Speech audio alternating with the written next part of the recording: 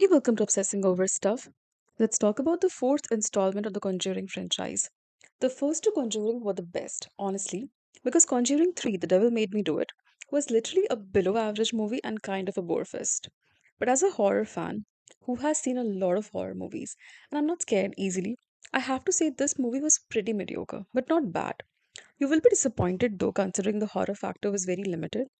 I liked the atmosphere and the spooky slow paced. So basically, there is no psychological fear that the movie creates. It relies highly on the jump scares, which does work sometimes. So the movie focuses on two storylines.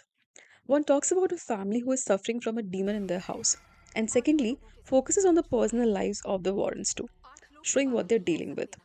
So they have focused so much on showing things in these two parallel stories that you will feel that the horror has taken a backseat. You might feel lost in between these two stories, but bear through it. Because the horror element, which are very few by the way, is good. You should watch this movie for the nostalgia factor. If you have always been a fan of this horror franchise, and also because this is their last part. So the story revolves around a case that our main leads are working on, but the investigation is shown hardly 20 or 30%. Rest of the movie is focused on the lives of the Warrens. So the plot is more invested to tell the story of Ed and Lauren, their daughter Judy, and her fiance Tony.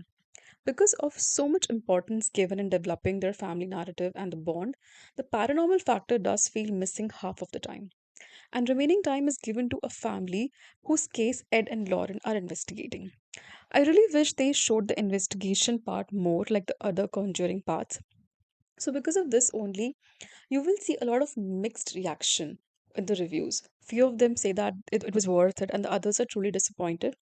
Because of the build up, people have expected a non stop horror and jump scare scenes. So, this movie might not have back to back ghosts popping out, but I love the atmospheric tension that Conjuring creates and the anticipation that something is about to happen. I love the climax, which creates a lot of things and tries to show everything, connecting all the dots, something that this franchise is famous for. This movie is more into the human connect and the family drama. The cinematography is a very important part of any horror movie, and this movie nailed that part.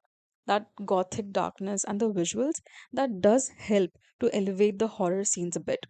The performances are great, needless to say. They are doing what they're best at. Talking about the story a bit, the horror of this movie talks about a mirror which had made connect and contact with Lorraine's child when she was pregnant. The demon had an effect on Judy's life as she grows. I wish the movie had explored the demon who's haunting the mirror a little more. That would have been more interesting. Spoiler, I love when the demon is feeding on Judy's fear and is trying to scare her off with Annabelle. One thing I also liked are the supernatural events happening in the house of the Smurl family when the demon is haunting them.